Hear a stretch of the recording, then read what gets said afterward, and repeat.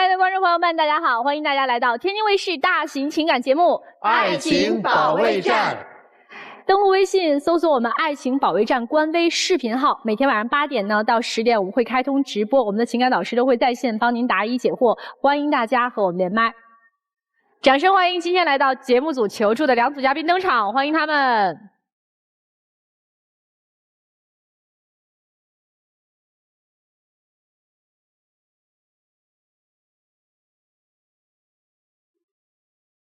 本期第一对情感嘉宾，杨先生34岁，来自河南私营业主；范女士29岁，来自吉林待业。他们遇到了怎样的情感困惑呢？受不了对方哪个缺点？他花钱总是大手大脚，对未来一点规划都没有。他总向着婆婆说话，两个人一起孤立我。感情中都什么问题？他太懒了，整天无所事事，还总爱找茬。他对我大不如前，还私自动用我的彩礼。希望对方怎么改变？和我妈好好相处，别总是和他斤斤计较。多为我着想，像以前一样好好爱我。你俩是结婚了哈？对，结婚多长时间呀4年了。4年了。谈恋爱多长时间呀？我们俩谈恋爱的话是6个月，就领证结婚了。当时谁追的谁呀？他追的我，我追的他。我们俩呢，是我当时刚失恋，然后呢，我就玩网络嘛，我就在网上发了个帖子，我又很喜欢个子高的男生，我就发了个帖子说怎么吸引个子高小哥哥的注意。然后呢，当时他就在下面留言了，当时我也加了好几个男生，但是就他这个人跟他们不一样，别的男生都很抠门，但他很大方。他就一直在给我点外卖呀、转红包什么的，我觉得这个男生跟其他男生不一样。然后当时聊了15天左右，然后他就给我买了几次外卖，他就要跟我见面。你那是只点外卖吗？在网上买一些衣服啊，都要发代付链接让我付钱。小伙子，你不觉得自己可能会上当吗？所以说我就寻思他是不是个骗子呢？我就很害怕，我就想要线下来见一见，来确定一下关系。我不想让他当我是骗子吧，然后我就说那我给你个地址，你来吧。然后他就买火车票就来我家找我来了。我打断问一下啊，好奇心啊，你对一个不认识的人，你怎么就好意思把链接发给他，让他给你买单呢？因为我之前谈的男朋友他们都这么对我呀。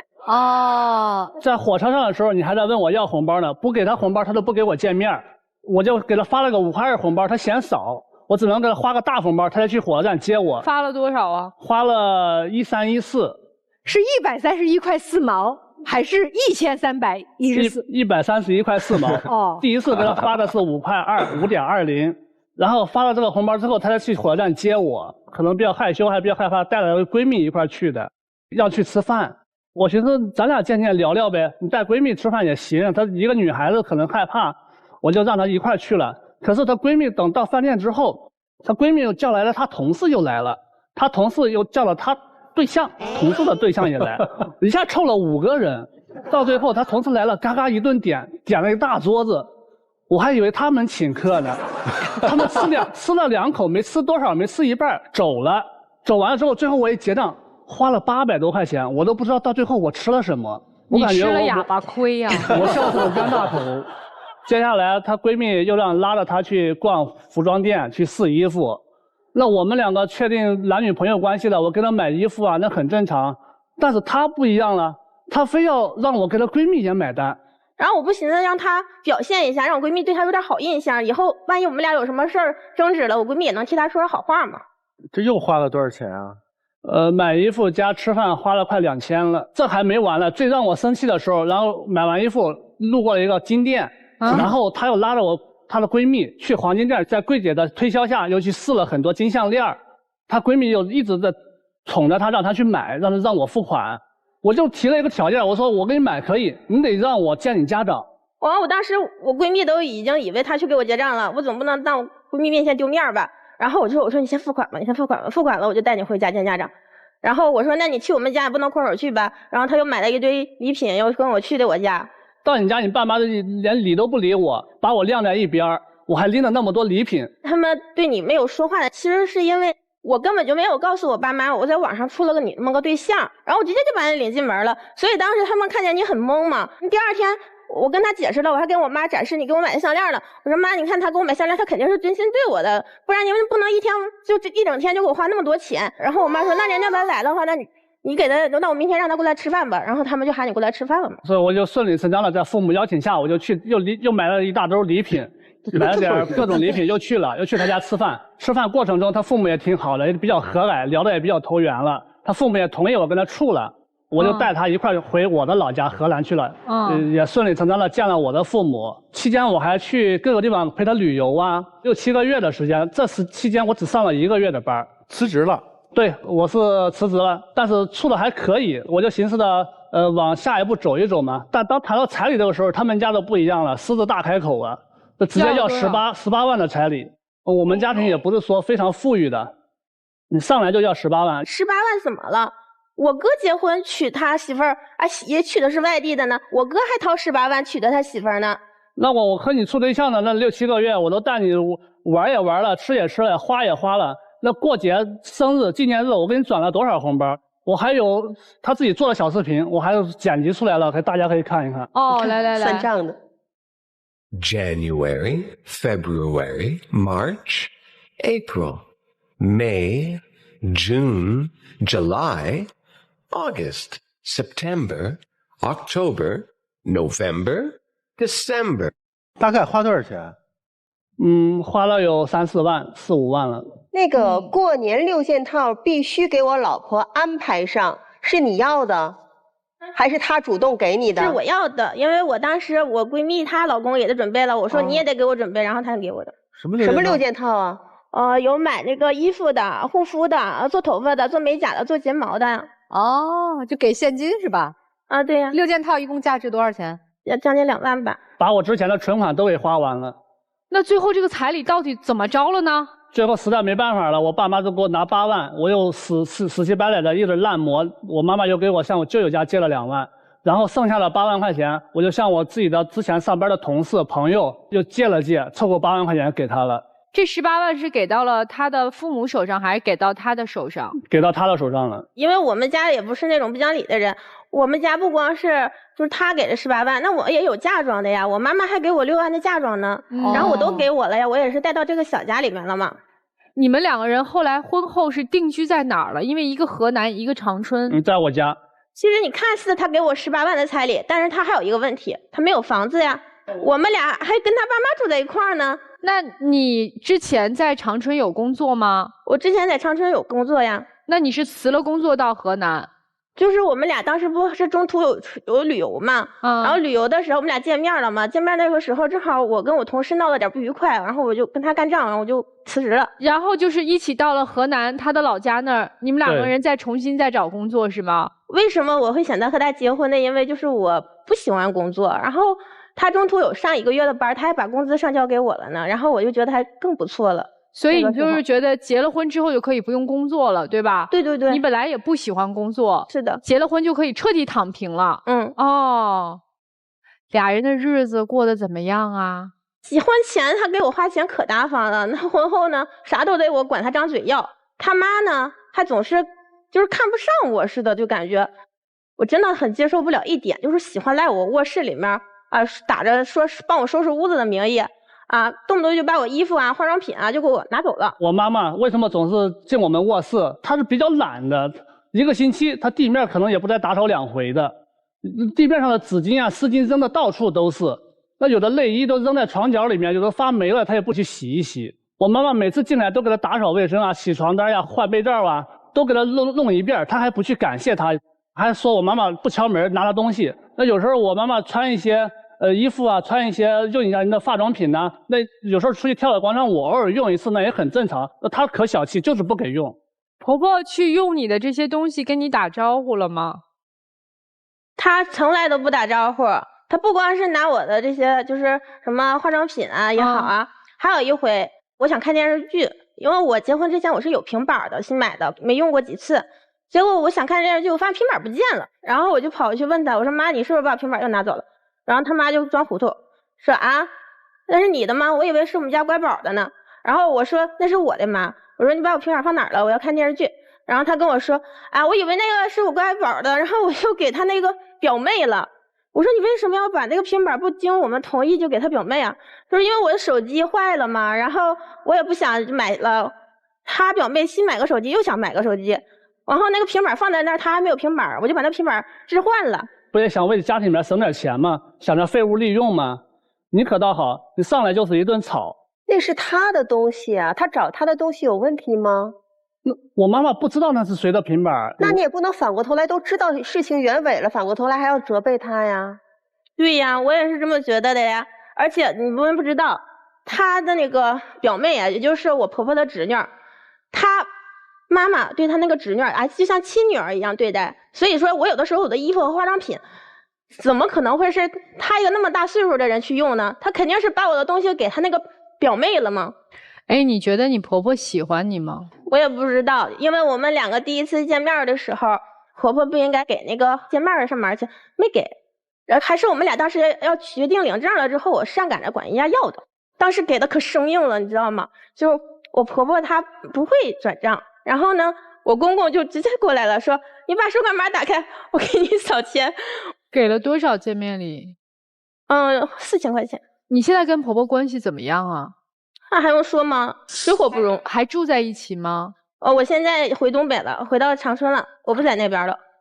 你们俩现在分居啊？没有分居，我也在长春。你也回长春了？对。这咋的了？后来就因为这平板这一个事儿吗？不是，因为很多事儿。除了平板以外，我妈还给我有的时候会寄一些特产，因为他们那边我有的时候吃不到我们家乡的特产。然后呢，他妈妈不打招呼，把我妈妈给我寄的特产又要无偿送给他的表妹。然后我当时我就甩脸子了，我也不惯着他，我就过去我就抢过来了。我说我凭啥呀？这是我妈给我寄的东西啊，我还没吃到嘴呢，就那哈啦。然后呢，他就甩脸子不干了啊，把我东西又抢过来，啪摔地上了啊，还跟脚踩2脚，然后说啊，我侄女要吃不到啊，你也别寻思吃了，你也别想吃了。然后呢，他领着他的侄女就走了。最后因为什么事大爆发了呢？最后的原因就是因为我怀孕了。我怀孕了，那我孕吐很厉害呀。大夫说我孕酮低，说我这胎有点就是不太稳，让我好好在家养胎。我那时候天天就是打那个孕酮针保胎嘛。他爸妈不给我做饭呢，我就只能点外卖了。点外卖吃1回2回行，那我不能一个孕妇总点外卖吧。然后我就寻思我软一软吧，就跟他妈说说呗。我就跟他妈说，我说妈，你能不能给我做顿饭吃？他妈扭头给我来了一句，我一会儿还要玩麻将呢。后面就是我特别伤心的一个件事了，就是当时我不是一直在保胎的状况吗？然后呢，本身就应该很注意，然后有一天晚上，就是那个时候都已经做过 NT 了，孩子已经挺稳定的了，但是有一天晚上我就肚子有点疼，然后头也疼，但是那会儿都已经12点了，那个时候快赶过年嘛，然后我就跟他说，我说老公，我头疼，你快带我去医院，我怕孩子出事儿。然后呢，他说行，我带你去。然后我婆婆说啥也不让去，就说12点了，哪有什么好大夫，你们去什么去啊？别去。那不当时时间比较特殊嘛，正好过年的时候，外面还下着大雪，开车也不方便，路也比较滑。我还问你疼了能不能忍一忍，不能忍的话我也带你去。这咱妈也没有说明确挡着不能去。不，这怀孕期间肚子疼，这能忍？这还能忍吗？你是有点文化常识吗？你妈没生过孩子？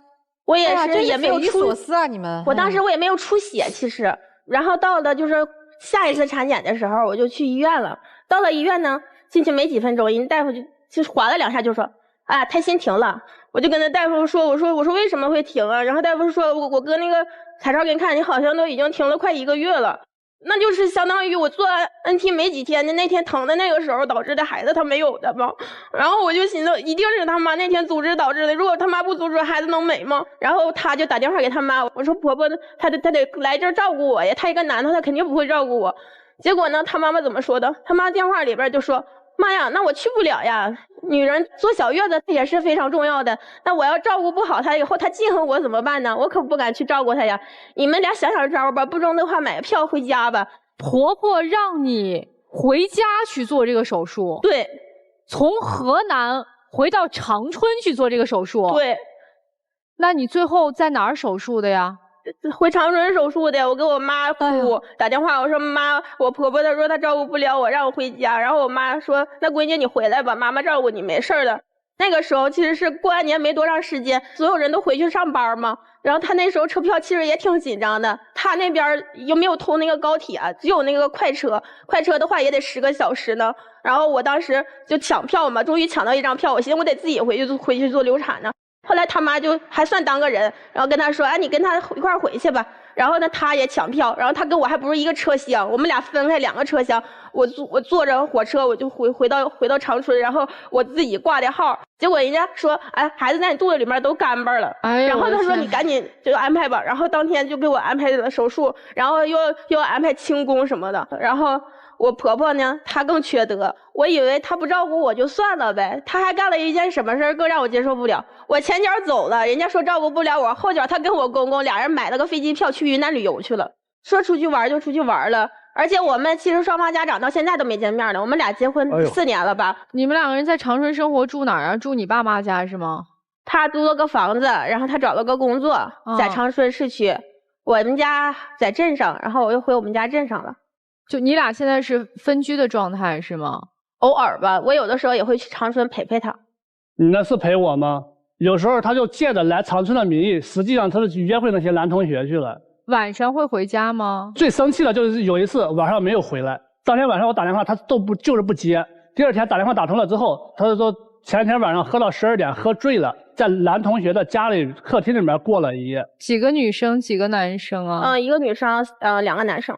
你一个女生还有一个女生是我闺蜜，但我们都是同学，我们没有什么暧昧关系的。你自从回到了长春，你就感觉进入了自己的舒适圈一样，有我没我这个老公，他都像个单身贵族一样，整天出去吃喝玩乐，也不管我的感受，有时候1个星期也可能就见个1次2次。但是每次我一跟他见面，到他那儿了，他以前在河南的时候，他从来都不喝酒的，但是他到了长春之后，他就愿意跟他那些同事啥的出去喝酒，一喝酒就喝得稀烂醉，到家他就吐，然后我还得给他收拾。然后还有一次我好不容易又回来一趟，他呢又喝到3点多钟才回来，然后他又吐完之后，这次我可不惯着他了，我就没再搭理他，我回卧室睡觉了。结果第二天早上一开门，哎，人没影了，吐的那一滩还在地上放着呢。我同事给我打电话打得比较急啊，那顾客找我剪头发做头发的，我走的比较急，本来我也是收拾的。那晚上下了班他打游戏，搁游戏里面那个人处什么游戏搭子，然后呢有一次我就看到他那个游戏里面那个女孩就跟他说啊，老公啊，老公。那游戏处搭子不是为了通关吗？为了做任务吗？它就是一个通关任务好过一点。你们除了游戏在私下有联系吗？有，他俩有微信呢。微信里面喊什么？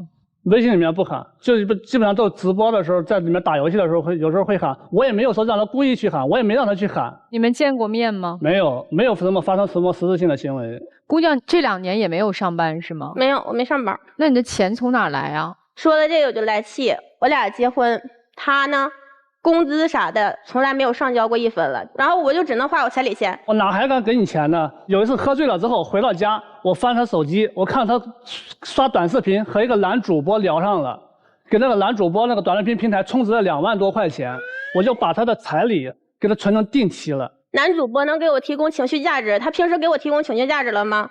你要不给那些男主播充钱，我能把你的彩礼存成定期吗？那我日常生活中我花啥钱呢？我回娘家花啥钱呢？我买菜花啥钱呢？我给你开的有亲密付啊，你发亲密付就得了呗。一开始给我开了一个亲密付，亲密付里面只有5000的额度，然后呢我跟我闺蜜我俩出去吃饭去了，吃饭的时候等我付款的时候，我发现我亲密额度能随便改，他给我改成50了。他每次都爱和那几个爱慕虚荣的小伙伴，要不是去吃喝玩乐，去各种西餐厅，每吃一顿饭都发个300、500的。咱啥家庭呢？你又不上班，我自己一个人上班，1个月也就那4000多块钱、5000多块钱，也不够花的呀。今天谁要来的？他。你为啥要来？就今年过完年，我妈妈出车祸了。我不是自从她小产之后，我一直没回家嘛，我都在这边照顾她。我妈出车祸，打算回老家，她非不让我回去。我为啥不让你回去？你心里没点数吗？当时是那个肇事司机先给他打的电话，还不是他妈妈。然后呢，我说怎么了？当时我们俩正在等公交车呢。然后呢，他跟我说我妈出车祸了。我说那咱俩赶紧买票回去吧。又抢票，在抢票的过程当中，他爸爸又给他打电话了。然后我就站在旁边，我就听呗。结果呢，电话里面他爸爸跟他说了2句话，我就听到他妈妈在那边跟病友说什么：“哎呀，我命好苦啊！我儿子娶了一个外地的媳妇儿啊，2年都不回家看我呀。他那个媳妇儿就是个不会下蛋的母鸡啊，怀个孕给我大孙子还给我整丢了，然后怎么样，就是各种难听的话，就后面我都没法说。我当时我听完之后我就生气了，我说你妈都这样式的了，你还想回家？他妈妈正常就是我没生之前，他妈就好发朋友圈阴阳我。”流产以后不让他回家，他妈又发朋友圈阴阳我，不信你看，当时我还给他截图了呢。孝顺婆婆是每个儿媳的第一要务。想当年我们那会儿，婆婆说个话，我们连个字儿都不敢说。现在时代真是变了，家有一老，如有一宝，不孝顺老人的人，早晚遭报应。尊重婆婆的女人才会更有福。她就是变着法的一样，我觉得我不孝顺，觉得我把她儿子留长春了，不让她儿子回去了。那我妈妈发了朋友圈，这段时间发了，你看了吗？我这2年多没有回去了，我妈妈心里怎么想的呀？你可以让大家看一下，我心里多难过呀！我作为儿子，在他出车祸的时候没有帮他回去帮他照顾，我心里也很难受的。你妈就知道装可怜卖同情。你们有啥想说的，可以发表自己的想法。我觉得吧，就是在女生怀孕的时候，你都做不到去照顾她，而且婆婆都那样对她了，你都不主动去调节一下，你一点都不站在她的位置上去考虑，这是一件事情。但我觉得姐姐你也应该找到一个稳定的工作，这样你在家庭中也有更大的话语权，你自己有那个底气。之所以婆婆会对你那样子，就是你张口闭口就是钱呢。我说难听一点，像是被买过去的。就是说你可能就是在他们家里面，你就是没有这个话语权，你抬不起来头的。真是可怜之人必有可恨之处，可恨之人必有可悲之苦。所以你们2个人真的是半斤八两，一个要钱，一个要妈。在这种情况之下，你说谁对谁错呢？我觉得妻子你一直都在要尊重。对呀，我也觉得我没有错呀。你一直在这个家庭当中，从一开始打定的那个主意就是你是来索取的。你在这个家庭当中从早到晚，你操持什么了？家里老老小小，你的丈夫你都打点的清清楚楚了吗？你只打点了你自己，你管谁了？你什么都不做的情况之下，你只索取的情况之下，你还要尊重，你有被尊重的前提吗？那他们家也不能这么对待我呀。他们家这么对你，有他们过分的地方，我就问你，你要求被尊重的那个前提你做到了吗？我是没做到，但是你要是没做到的话，就没有但是，因为你根本就没有等价交换的条件和资本。从一开始他第一次见你的面就索取了那么多东西，将近1万块钱的东西，你自己压根没觉得这段感情不正常？你在火车上还问我要红包，不给红包。你别跟我告状，我就问你，给了你1天的时间，花了将近1万块钱，你自己就没觉得不正常？没觉得，要觉得了就不会结婚了，对吧？所以你有你笨的地儿，该着吗？要说可恨之人必有可悲之苦啊！你最大的问题，张口闭口都是我妈妈说，我妈妈说。你现在是个丈夫，不是谁的儿子，你维护你的妻子，不意味着对你妈妈的背叛。你别看他，你有你的错，他有他的错，你们俩各自成长的地儿，谁也不知道谁差。不要指望有人会为你一生的享受去买单。前提是你值吗？因为你总是在用钱去标榜你值不值，你总在界定这个事儿。你值不值是要通过你自己的付出和劳动去得到的这种价值和相应的社会位置，不是别人给你花多少钱得到的。孩子是你们婚姻最大的牺牲品，你们没有一个人，你不要说你婆婆，你们谁为她好了？她肚子疼的时候是孩子在疼。我不管他疼不疼，是孩子在疼。你有关心过吗？完了，我孩子疼了，大血怎么了？赶紧送到医院，万一孩子出事儿了呢？你没有想过？你想过吗？天天跟你婆婆吵，天天跟你婆婆闹，你点外卖吃，你婆婆不给你做饭你就生气。你有想过你生气对孩子的影响吗？你也没想过呀。不是所有人都有婆婆照顾的，你自己是当妈妈的，你自己是为你的生命负责任的。你没有考虑过为什么要孩子吗？怎么养孩子吗？你们都没考虑过。都在依赖父母，都是一个寄生虫。你们两个谁是一个真正成年人？你们没有一个人当成年人，你们本来就把婚姻当买卖看，觉得买卖亏了，2个人都亏。什么叫工作辛苦？谁工作不辛苦啊？你成年人本来就该工作，你本来就该孝顺父母的年代了。你不孝顺你父母，你天天吃天天喝，还跑去喝酒喝醉，本来就不像话。给男主播打赏你会觉得我花我自己钱，你花你自己钱是你的钱吗？那是他父母的钱，那是他的钱，那是你父母的钱。你没有挣过1分钱，所以我觉得你们俩最好的做法就是干脆离婚，因为你们两个各自都没有办法承担真正婚姻的责任，或者要不你们就别离婚，互相打互相骂，但不要拖累到父母，因为你们没有资格作为一个成年人站在这个舞台彼此嫌弃和挑剔对方，你们且也没有一个真正的做人的资格，因为你们不尊重生命，我其实特别希望你们把这期节目拿给你们的爸爸妈妈看看，我特别想跟你们2个人分别的爸爸妈妈说，你们教育孩子教育的太失败了。首先，姑娘，你一直在要尊重，你从一开始做的就不是能让人尊重的事儿。你知道什么人会一直在跟别人要红包、要这个要那个吗？我觉得谈恋爱的话，男方给女方花钱，那都是很正常的一件事。乞丐。我们俩是恋爱关系，我又不要饭。但凡长手长脚的，会靠自己的劳动能力去挣每一分钱的。所以，姑娘，我觉得你特别的可怜，就是你把身上应该有的自尊自爱践踏的粉碎，是你把自己踩在脚下蹂躏。包括在什么情况下去见的你爸妈？是威逼利诱啊，给了钱才能见啊。不是啊，我当时只是看看他的态度嘛。而且认识15天他就要见面，你认识15天就要见面呀？认识没几天就要人给你买单吃饭呐？能看到这样的组合啊，我觉得也挺好的，给我们电视机前的观众朋友一个非常鲜活的、活生生的反面的典型。对女生来说，或者对女性来说，以金钱为基础的爱情啊，最终维持不了婚姻。这妻子可能不明白哈，觉得自己没错，我嫁个人不就应该他来养我吗？这句话要说错也没错。如果我们一个妻子在家庭当中可以不工作，可以她的职责是全职太太、全职妈妈，但是她提供的价值一定不低于她丈夫在外边创造的社会价值，就所谓的那个金钱。婚姻是平等关系，你付出一部分，我付出一部分，我们来实现一个结合，一个整体。你是把自己按斤按两称了卖了的，你知道吗？你这样下去没机会幸福的。永远在和人相处，无论是对上父母高堂，对下伴侣孩子，都是我们付出真心、真爱、真诚、真正的情谊，你才能收获所谓的物质，所谓的尊重。你如果再不肯走出这一步去工作，去赢得别人对你的尊重，此生皆废。你不信咱走着看。男生你也没比他好多少，拿钱买这个女人给你的一点甜蜜呀。这世界上的情感不是拿钱来换，是拿真心换的，是彼此的尊重去换的。一个人想得到真情谊，靠的是自己顶天立地的心态。我有多少能力赚多少钱，我有多大能力我娶什么样的媳妇儿，我们白手起家相濡以沫。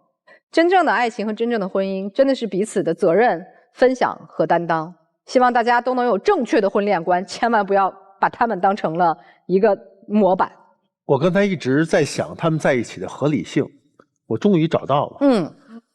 两个都不自爱的人通过一次开盲盒的游戏，妻子在婚前做了一件事叫情感勒索，丈夫在婚后做一件事叫经济监狱，给你关进去了，因为你犯罪了。你所有在婚前的那些林林总总过分的事儿，激起了他及他背后你婆婆的愤怒。我在想，什么样的一个婆婆会如此之不近情理？其实不是她不近情理，而是你不近人情。她没有把你当成儿媳妇看，你不够自尊，所以别人不会尊重你。你们所有之间的互相的这种撕扯，互相的对抗，最后导致什么？暴露了你们两个人的每个人3宗罪：男生妈宝、冷漠自私；女生公主病、贪婪摆烂。所以你们在一起特别合适，因为你们在一起并不图爱，没有爱，你们也认，但是就离不开。为什么？没能力啊，不挣钱啊，就想着还不挣钱还想打赏去。哎，你不说了吗？我没有钱的时候我会用你的好的，我把我的钱全花完。你离不开的。男生你不爱他，你控制他呀，50块钱哦，你只配50块钱，对吗？这是他在你心目中的价值。所以因此你们两个自私的人、不自爱的人在一起，我觉得就是这种关系啊。你们谁离了谁都还活不下去，没有人在跟你唱这个对手戏啊。你们就在一起吧，看谁耗得过谁。行，我们和我们第2组的嘉宾小宋、小徐交换一下位置。本期第2对情感嘉宾，小宋22岁，来自安徽学生；小徐22岁，来自安徽学生。他们遇到了怎样的感情问题呢？感情中的问题是什么？他一点边界感都没有，玩的太花了。他就是个双标男，只会要求我，自己一点都不改。感情中谁付出的多？我呗，我为他操碎了心，他还不领情。当然是我了，我为他让步的特别多，他都不珍惜。希望对方做出的改变，把身边不清不楚的关系都给我断干净了，好好跟我谈恋爱。别成天监控着我，让我过正常人的生活。情感问题无人倾诉，渴望专业的解答与指引，即刻打开微信，扫描屏幕2维码，添加爱宝小助理的微信号。每天晚8点，微信视频号官方直播间，资深情感导师暖心陪伴。前100名添加的朋友还可以免费领取情感沟通课。让我们助您解锁生活幸福秘籍。22岁是吧？俩人毕业了吗？今年还没有，大4是吗？对啊，你俩是校友吗？不是，我们俩老家是一起的。在同一个城市上学吗？不在。异地恋呀？对。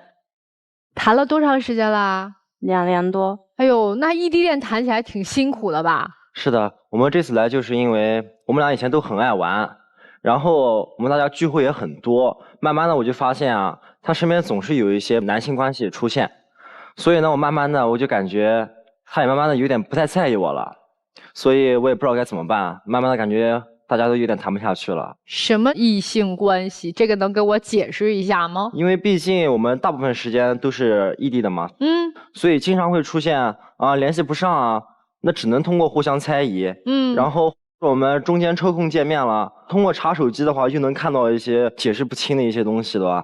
在开学前1天的晚上，临走前嘛，我想再检查一下他的手机，可能我这个人就是比较没有安全感嘛。你们会彼此检查对方的手机是吗？是他老偷看我的。我当时想看他的手机，他死活都不给我看，我不知道里面有什么。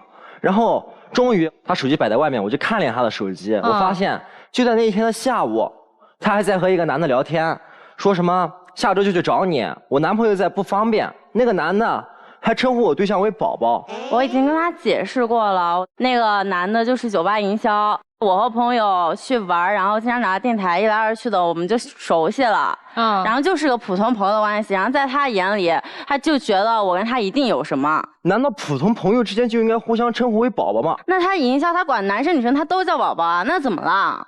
什么那怎么了？难道我要容忍一个酒吧的营销称呼我对象为宝宝吗？我跟这个营销也没有干什么，然后他那个时候他偷看我手机，他不仅偷看，他当时他还把我们的聊天记录拍下来做成手机屏保。因为我想告诉自己，这很耻辱，我不要忘了那天的耻辱。我们能看一下你的手机屏保吗？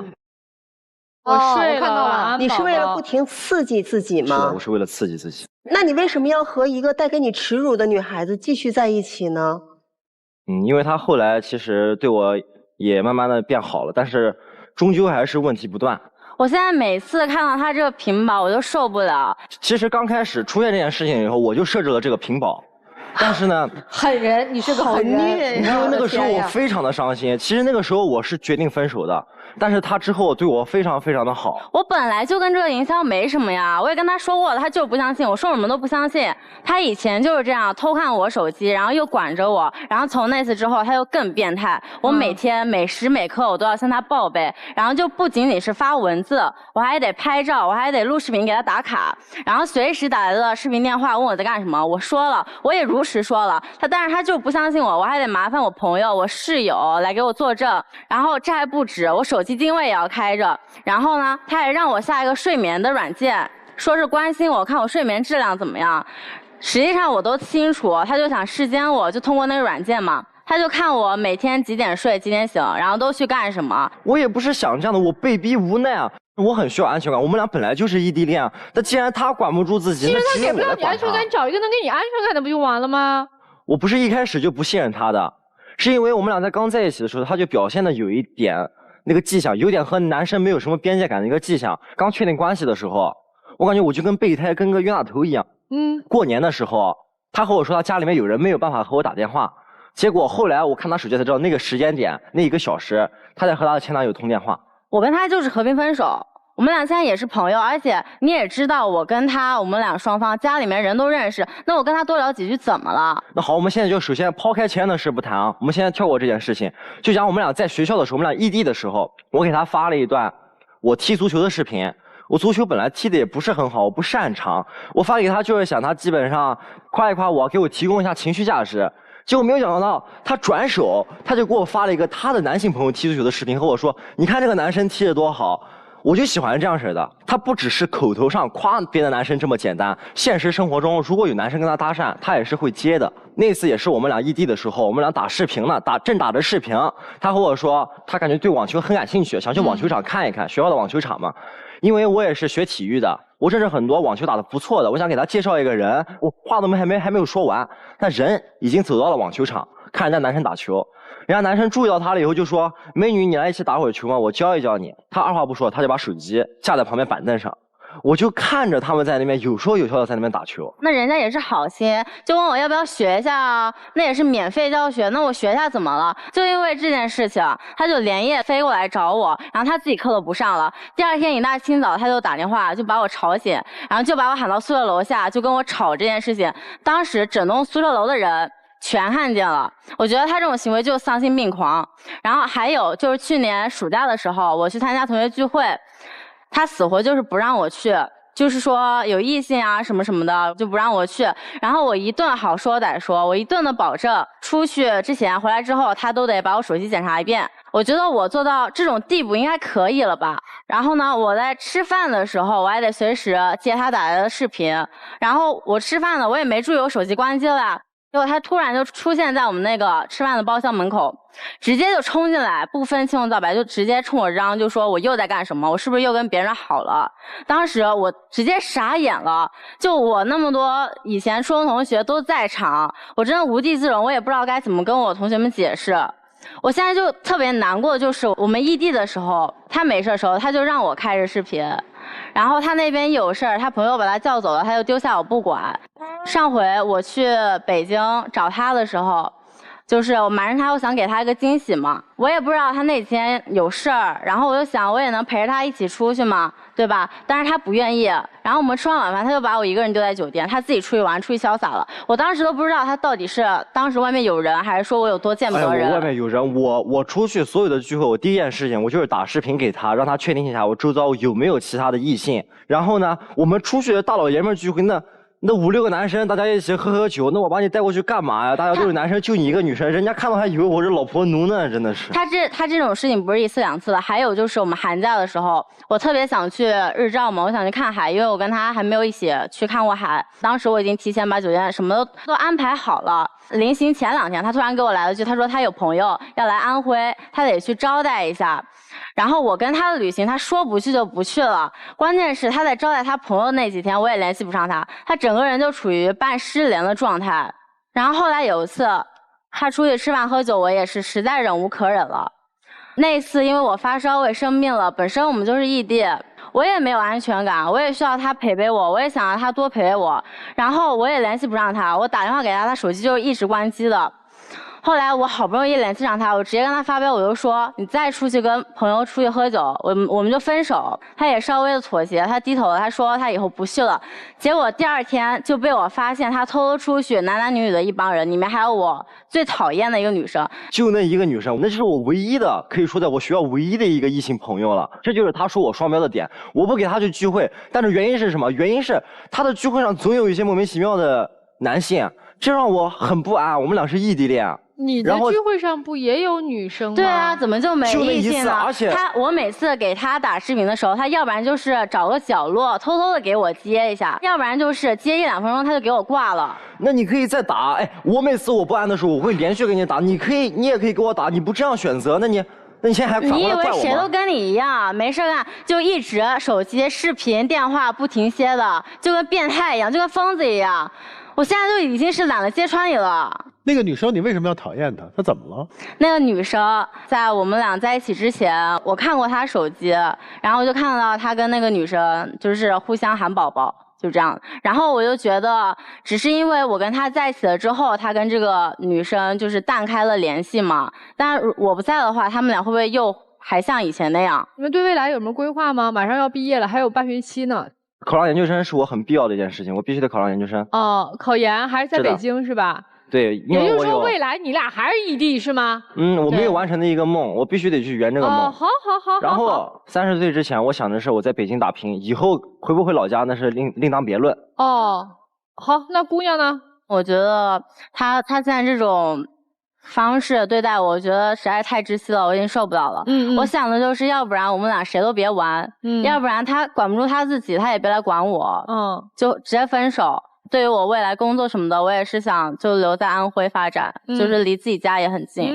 好，我等会儿，明白了。那你们俩来这儿干嘛呢？你不已经很明确了吗？那我也可以兼顾啊，我又不是那种上岸第一箭先斩意中人的。兼顾啊，他在老家，然后你在30岁之前，你都不会回到安徽当地。那难道就不存在可能性？我们会一直谈到最后结婚吗？有那么多跟时间赛跑的例子，为什么我们不能是呢？所以我这次来就是说，我们之间存在矛盾，我希望能够得到良好的歉意，就是说能解决我们的矛盾，在不影响我们各自发展的情况下，能够健康的一直的谈下去。好，明白了，你是要解决矛盾的，对吧？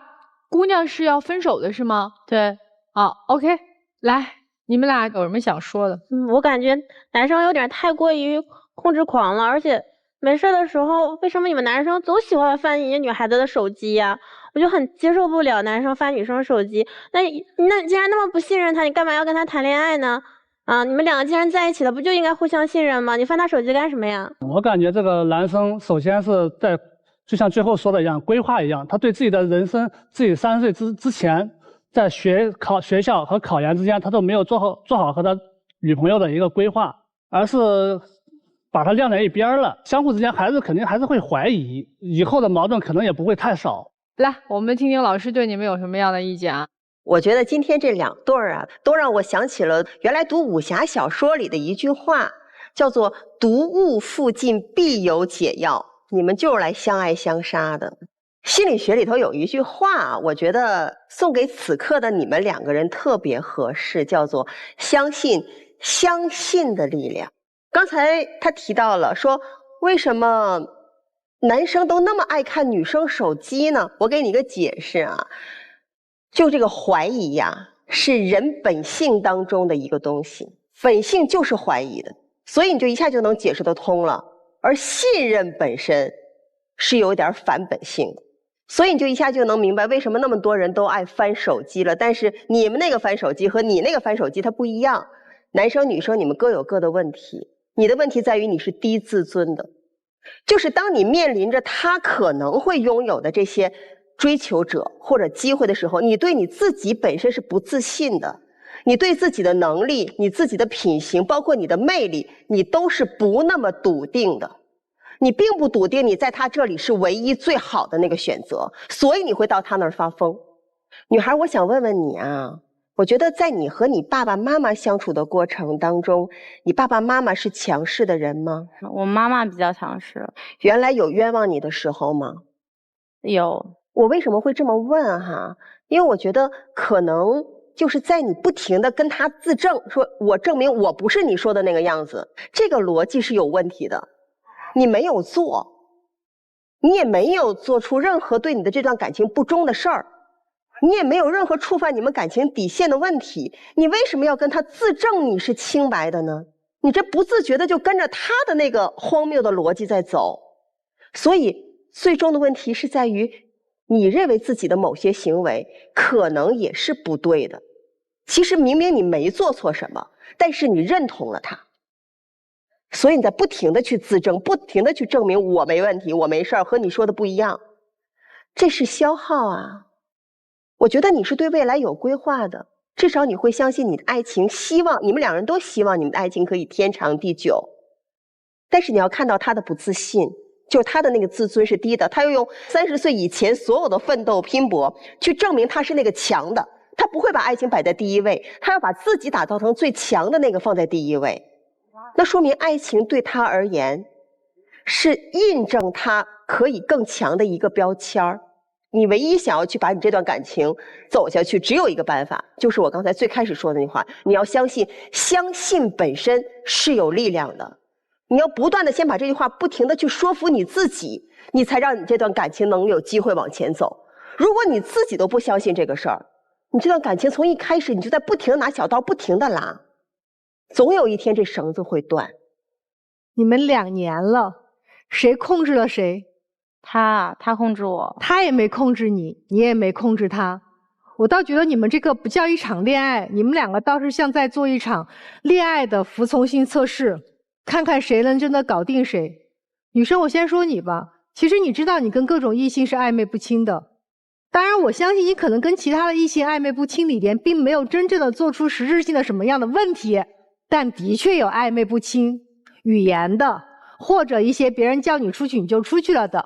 且这种暧昧不清其实你也知道你并没有做什么，但是你就是要让他不爽，因为你想看看他在你的这种情况下到底能做出什么样的反应，他能不能够听你的，或者他对你的爱到底有多少。对于男生来讲你也一样的，你也在对他进行服从性测试，你觉得他一直在想要掌控你，所以你就想要反掌控他，你想要拿回这个控制权，也就是我今天跑到这里来，我立刻想要宣示主权，明天我告诉你你不可以干什么，后天我出去了，我跟别人在一起，你不能控制我，我会给你打电话，但是你不能控制我。你们2个不是当恋爱在谈啊，你们2个就是把恋爱当作游戏啊。你们2个谁真正在谈恋爱？你知道恋爱有一个最核心的基础，是我得让你跟我在一起的时候很舒服很愉快。我相信可能你们有过那一瞬间，刚刚在一起的时候，你跟我在一起我很踏实我很舒服，只有过那一瞬间你们就没了。爱情最美妙的地方在于我们2个人会能够制造出来更多的多巴胺，是我们2个这种制造的恋爱的愉悦的放松的多巴胺，而不是因为吵架导致的矛盾的攻击的多巴胺，不是。所以及时止损可能对于女生来讲这是应该做的事情，同样对男生来讲这才能真正完成你想要的，我要踏踏实实的好好的工作，且我要在北京能够有一席之地，踏踏实实的先工作和学习才是对你最好的选择。哎，你俩换个思路，不要当男女朋友不好吗？你们都是那么爱玩的玩咖，大家就当那个玩伴不就行了吗？回老家的时候俩人碰到了就一起约着出去玩，换个思路就好了。为什么一定要绑死对方当自己的男朋友和女朋友呢？明明都不是谈恋爱的类型，明明都不具备谈异地恋的能力。谈异地恋是需要具备能力的，他不是说一句我爱你就完了。如果你这个人没有这个能力的话，你谈不了异地恋。还有一点，你俩之间没有什么爱，爱它不只是占有，爱有一种自我归属感，爱它是自我约束，它不是说我的另外一半来约束我。然后包括那个把那些聊天记录做成截屏，然后做成手机屏保和男孩，我觉得你不是在提醒自己说那是什么羞辱啊、什么耻辱啊什么的，不是的，你那个是一种享受爱情当中虐感的一种游戏吧，就这个行为有点不可思议。所以我觉得你们两个人其实现在的状态就是不如好好的分开，当个好朋友。你们不都有各自的人生规划吗？我们刚22岁，先去朝着人生规划那个目标去走，不要把你们的青春消耗在这些本应该是在日后可能才会遇到的问题，现在提前拿来去过度消耗你们的精力和人生。谈恋爱不就应该放轻松？我可以100%的信任这个人，我不用想他一定不会做什么对不起我的事儿。这样的恋爱谈起来才爽嘛！你们现在没啥意思。哎呀，其实你说爱玩啊，玩本身不是一个错呀。你们俩现在一说起来玩的所谓的休闲放松或者和朋友娱乐，那就变成错了。错是你自己心里有心魔吧？你认为在这场玩当中就会产生一些什么龌龊，那是你的心龌龊呀。所以我觉得你们两个啊，女生是有认知偏差，男生是有认知障碍。当发现自己的女朋友和别人有这种你认为的暧昧的交流的时候，心态健康的男生一般会有2种反应。这个女孩不是我想要的类型，原来她和别人边界这么不清，那我要慢慢疏远她。2，她刚跟我好，可能还不够稳定，这个行为特别讨厌，但是我爱她，我要包容她，我要再努力，终于夺得她的独自的芳心，都是一个男孩可以做的事儿。你在你的考研，在你的将来事业的规划的路上，是一个健康向上的男生，但你在爱情上，在和女生相处亲密关系当中，你是一个非常拧巴、非常迷茫、非常自卑的人。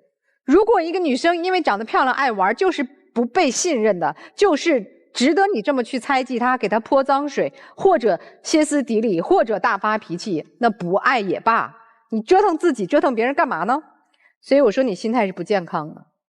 女生我觉得你的认知偏差在于，很多女孩子在这个年纪，她会误认为一个男生因为我和别的男生聊了一句天啊，他就发脾气，他就突然从那么老远飞来盯我的梢，他真的是爱我呀，他真的在乎我。好多小女孩都有这种感觉，所以你一再的包容，他去窥探你的隐私，他去控制你的时间，这不是爱。真正的爱是两个人在一起，给对方成长的自由和空间，这才叫爱。